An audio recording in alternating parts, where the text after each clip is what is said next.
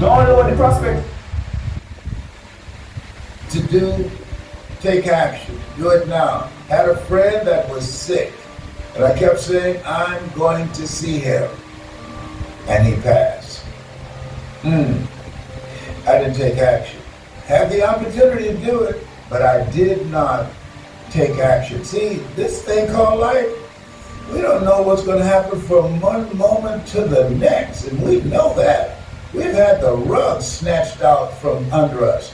If there's something in your heart that you want to do, listen to me. Do it now.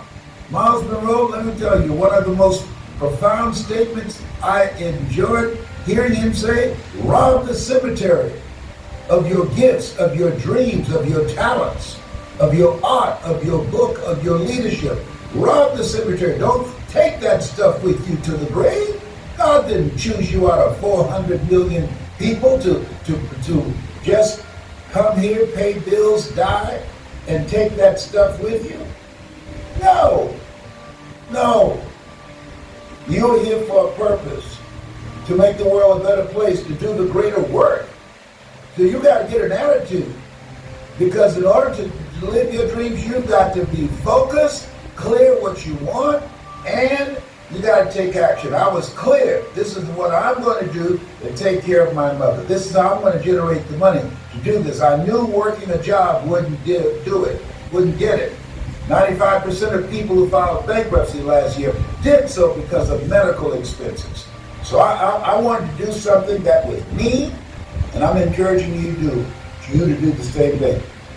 Do something that's you, something that you enjoy, something that excites you when you think about it. When I get up in the morning, I say all things work together for good, for those who love God, and for those who are called according to his purpose. And Lord, whatever I face today, together you and I can handle it. And then I start smiling. I say, I'm going to motivate some people today. Up in here, up in here. I'm going to be calling out the hungry ones. I'm coming for you. You hungry? I'm coming for you. Oh my goodness. Why? I enjoy being around hungry people. They are so creative. They're relentless. They just won't take no for an answer. There's a guy that's been pursuing me. He said, Mr. Butterball, I texted him back. This is Les Brown. He said, you are my Mr. Butterball. I want you to know I'm hungry. And every time you look around, I will be there looking at you. Okay. Take some action. But I could have waited and said, well, let me find some things that I can do to get the money so that I can fly. No. George Washington Carver said, do what you can where you are and what you have and never be satisfied. And he was right. If I couldn't afford to do it, I couldn't afford not to do it. I couldn't afford not to invest in myself and tell people you need to invest in yourself. I could not afford to tell people, oh, you need to do something that's beyond your comfort zone, and you'll discover a part of yourself that you don't know right now, if I wasn't willing to be a make it happen person. I'm going to teach people how to make it happen, and I wasn't making it happen. And I did it. I made it happen. I did a little fundraising. I had big whiz parties, and oh my goodness, I had card game parties. I mean, when I think about it, I sold some of my mama's sweet potato pie. I was selling those, and I would tell people what I wanted to do this here last year. I have a friend named Madeline Haddock, and when I went back to Miami, she's the first person that contributed to my efforts, to my dream of what I wanted to do, the impact that I wanted to make. Madeline Haddock, I talked to her the other day, and we're still friends after all these years. I called her, I said, what made you do that? You didn't know me. She said, I just felt that you had something. And I decided to invest in you. See, when you make the commitment to do something, don't worry about, oh, I don't have the money. Don't worry. Somebody, if you're committed and you do what you're supposed to do, you do what you are called to do, somebody will invest in you. Mary McLeod Bethune was on Daytona Beach and singing with some kids, including her kids. She was directing them. She was raising funds for the college that she envisioned for African Americans during that time, because we didn't have a college. And somebody heard her and said, tell me about this school you want to build. And she took him out to the Daytona city dump, where the city fathers gave her this dump for $3 to build her college, Bethune-Cookman College. But it wasn't there yet. It was just in her mind. And this man walked out there in the middle of the night, and both of them being stung by mosquitoes. And she said, over here will be the dormitory, and over here, this will be where the band will be, and over here, this will be the academic buildings. And when she finished, and this man became one of her donors, that man who saw her and shared her vision, and she spoke very well. That man was Mr. Singer of Singer Sewing Machines. I don't know if you've ever heard of that. Millennials never heard of Singer Sewing Machines, but he was a very wealthy man. And so this is what you have to do, is do what you can do with what you have, and always find ways in which you can improve on that, because you don't know who's watching you. I made the commitment that I was going to do it, and I did it. Now here's something else. This is key. This is key. Look at the people that you communicate with most, family members and friends. Look around at the people in your life, people who call you the most, people that you talk to the most.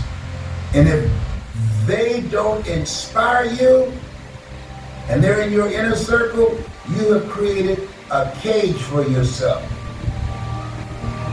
What do you mean by that? You earn within $2,000 to $3,000 of your closest friends. You want to have an inner circle of people that when you look at them, you are inspired. When you look at them, you get fired up. Okay?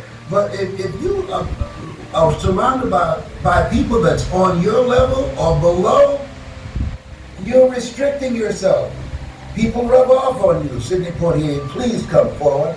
I love his book, The Measure of a Man. He said, when you go for a walk with someone, something happens. Either you adjust to their pace or they adjust to your pace. Whose pace have you adjusted to? I can't say that enough. Whose pace have you adjusted to?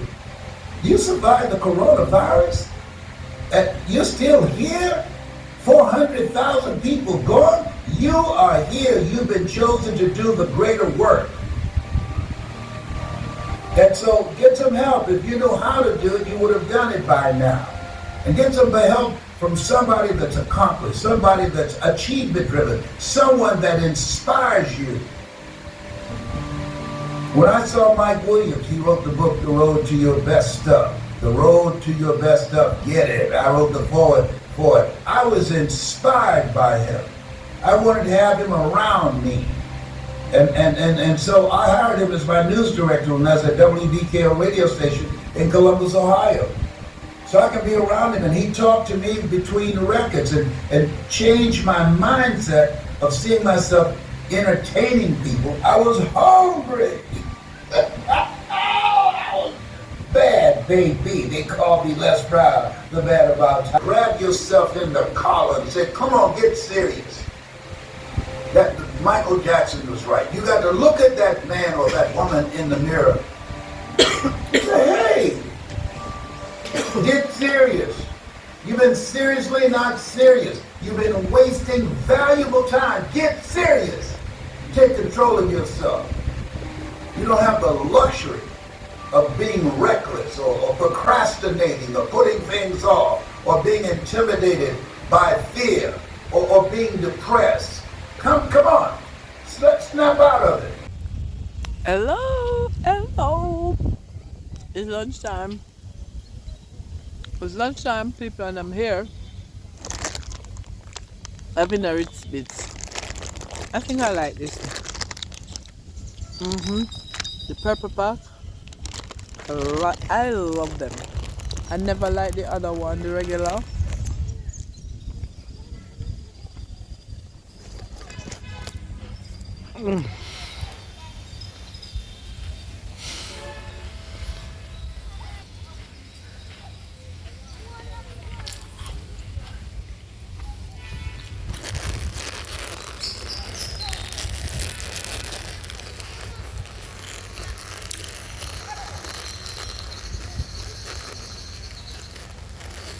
Nice chill day.